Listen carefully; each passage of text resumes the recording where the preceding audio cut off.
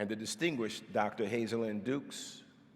This is who has led our program here in New York City, where we started with the Connect All Kids for the Dr. Hazel Dukes Education Initiative, where in 2020 with COVID, and since that point in time, we've given out over 5,000 devices to the neediest kids in New York City and provided a robust training in STEM.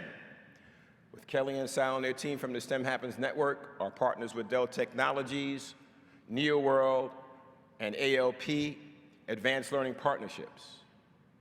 And bringing in now, this year, MIT and other great leaders here from your participation at this conference here to not only help those here who have been deprived over the years in New York City, but around the nation, to let us know that we are here for you. So this morning here, it gives me great pleasure and honor to bring you up here, Dr. Hazel Dukes. Dr. Dukes.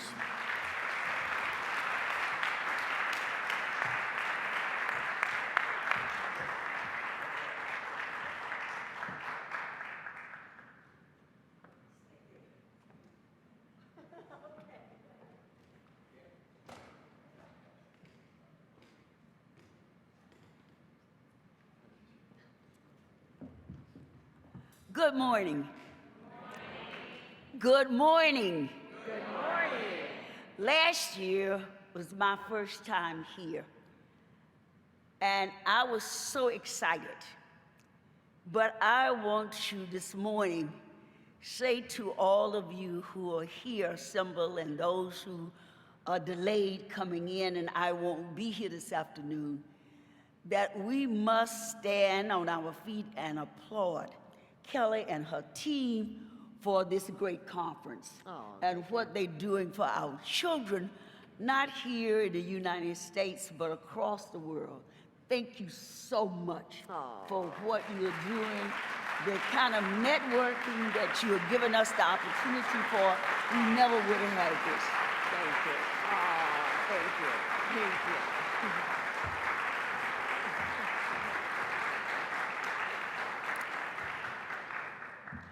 I'm excited to see all of you here as we go on this journey, a journey that none of us thought about 10 years ago, even 5 years ago, when I decided after I was like Sue, I retired, that what did I want in that dash?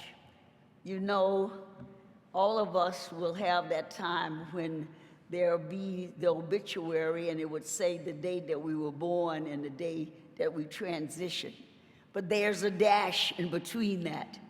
And so I decided my dash would be my children. Children from all different nationalities, color, race, and creed, but they are my children. And I thought if we were going to solve the many challenges and problems that we have in this country and indeed this world, that education, because I was born in Montgomery, Alabama, and I had the books with pages torn out and nigger go home, this is not for you, but I had parents who taught me and said to me that sticks and stones could break my bones, but this would never change. And so I had a thirst and a love for reading, to understand what I was reading about. And so I decided that our children in our public schools, and I had a chance to talk to one of your volunteers, Kelly, yesterday, who had worked, where's my friend? He's there. I see him now. We had a long conversation.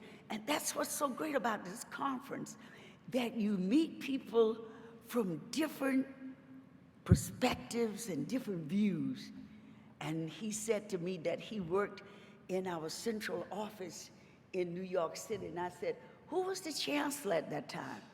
And he told me, I'm not going to call any names. I said, oh, yes. I took him to court 3 times. Because he was destroying public education.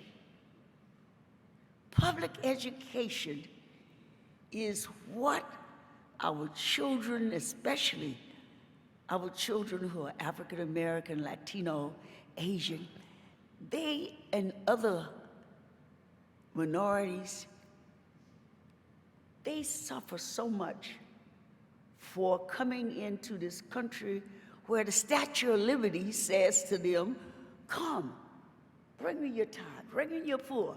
But once they get here, in this society, they catch hell.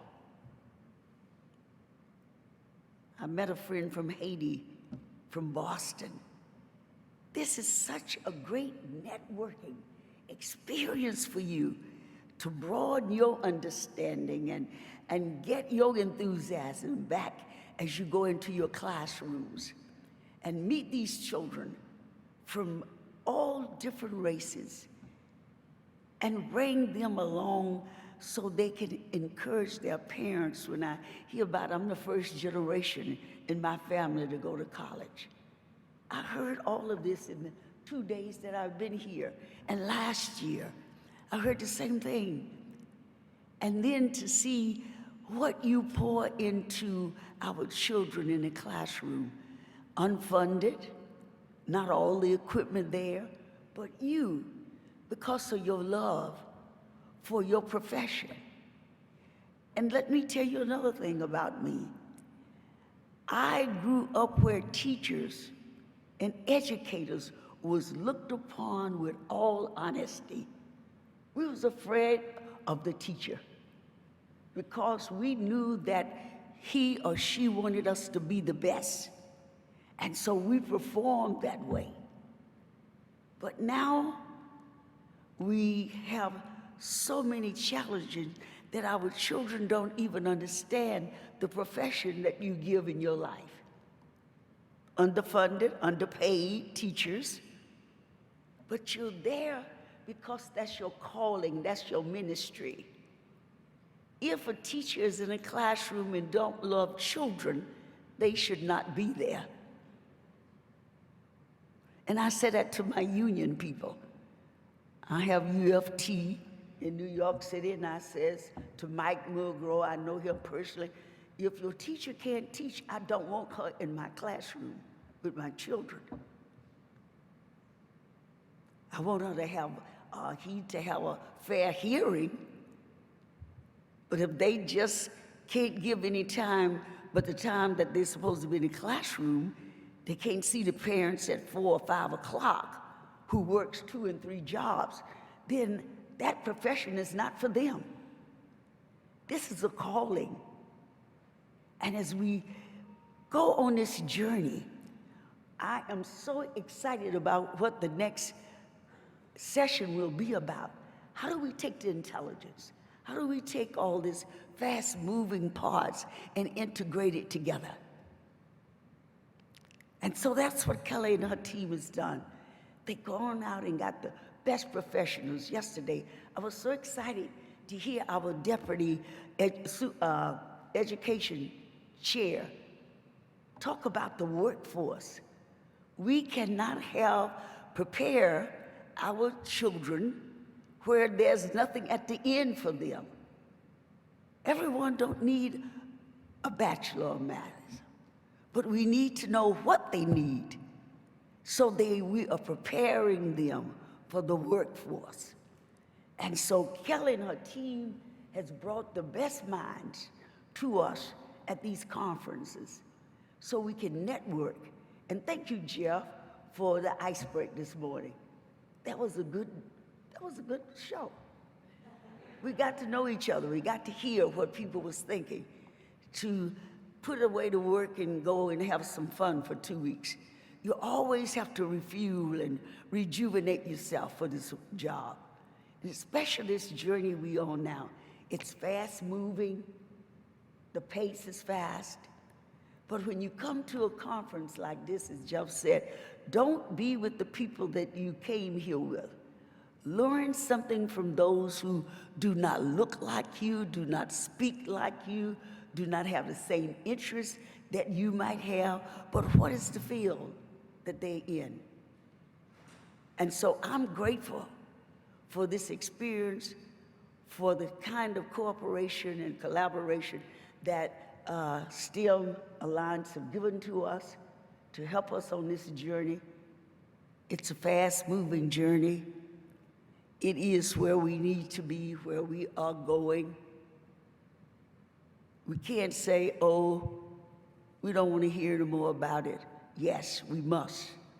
If we're going to be in the times, and we're going to prepare our generation, the now generation, and the future generation, for the workforce to be productive citizens to give back to their community, we must be prepared ourselves, for the children, for their guidance, for their parents, for those who, even in the foster care, in the shelter where we have worked, in District 5, where we're going most shelters than any of our neighborhoods in New York City.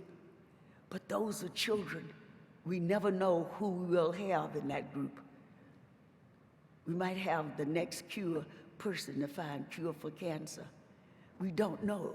So each life that we touch, each day that we get on this journey, we're looking for those to solve the problems and the challenge we have before us.